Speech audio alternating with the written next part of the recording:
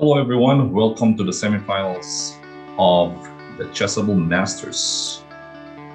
This is another leg of the Meltwater Champions Tour. And in this game, we'll feature Pragnanandhaa's stunning win over Anish Giri. Prag upsets Anish in the semifinals, and he will be playing Ding Liren, who also shocked Magnus Carlsen in the other semi-final match. So it will be an exciting finals between the Indian Grandmaster Praggy against the Chinese Grandmaster Ding Liren. So watch out for tomorrow's finals. But this time, let's check out Pragnanandhaa's masterful win over Giri in the semis. Praggy went for d4. Giri played knight f6.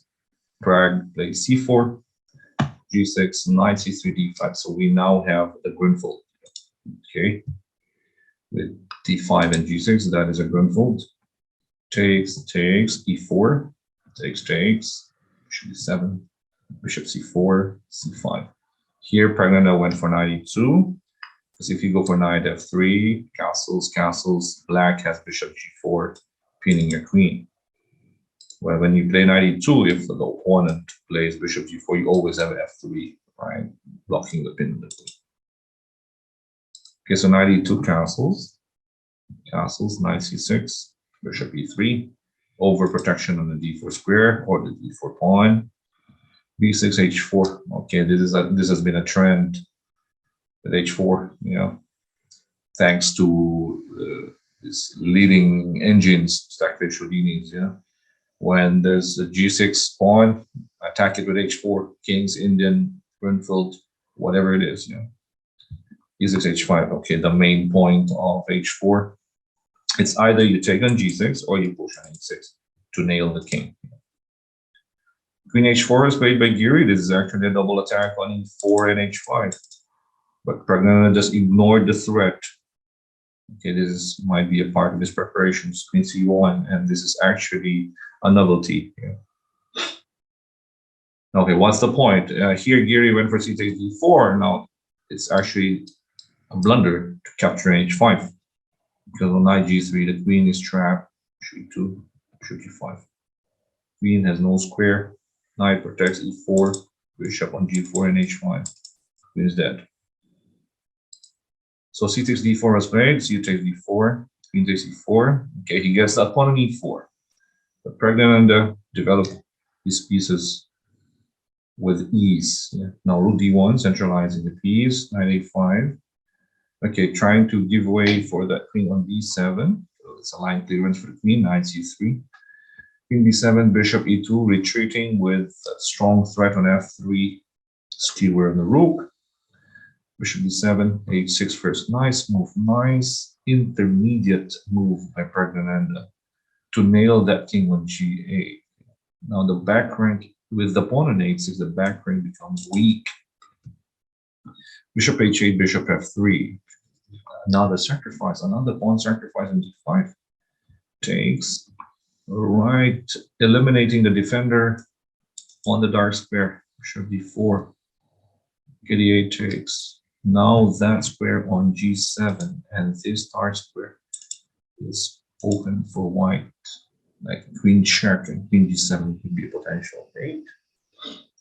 Knight takes d5, sacrificing the piece because Pragnanandhaa has queen d2, battery on the rook on d8. Look at that. Because if, let's say, black captures that bishop on f3, queen takes d8 is going for mate.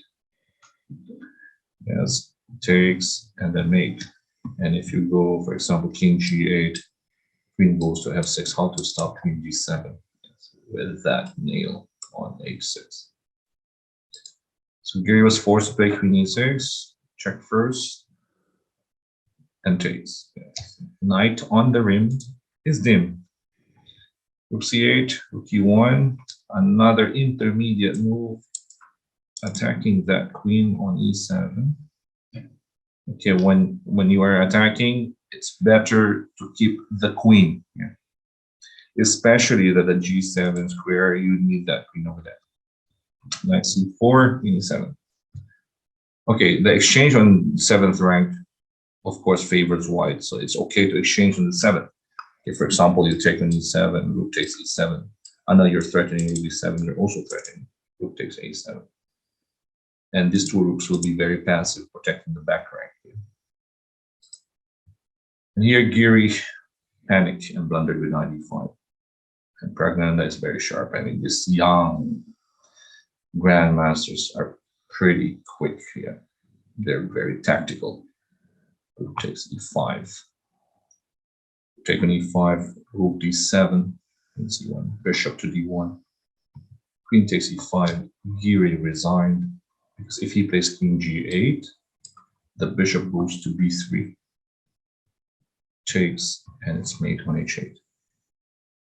Okay, if we go back here in queen E7, Giri could have survived with a move like rook F7, but still this is winning for white. Queen E6, knight E5. Okay, knight E5 now is possible, but bishop to D1 with the idea of bishop to B3, you will have F4 driving away the knight. The back rank is so weak because of that strong pawn on H6. Pawn nail. It's a pawn nail. But then again, Giri blundered with knight E5, and after rook takes E5, it's game over. Okay, the match went on to the playoff, but Prague still won the playoff in the first game. Giri blundered, but this game was the highlight of their match. It shows how strong Pragnanandhaa nowadays. Okay, on the FIDE, on his FIDE rating, I mean, in the rapid, Pragnanandhaa only had a 1.9 rapid rating at 1900, but in the online competition, his rating is 2.7 plus. And because Pragnanandhaa is not playing so much OTB rapids, he's 2.6 plus in the classic and almost 2.6 in the blitz. But it's strange that his rapid rating in FIDE is only 1900.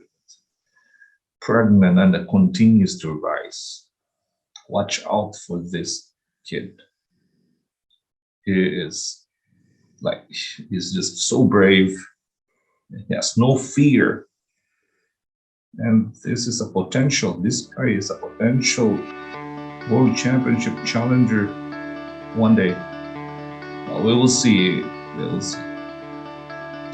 We'll see how fast also he can go up there. All right, guys. Thank you for watching. Thank you for supporting our channel, Trismax Chess and Trismax Entertainment on Facebook and YouTube. This is Coach Oliver once again.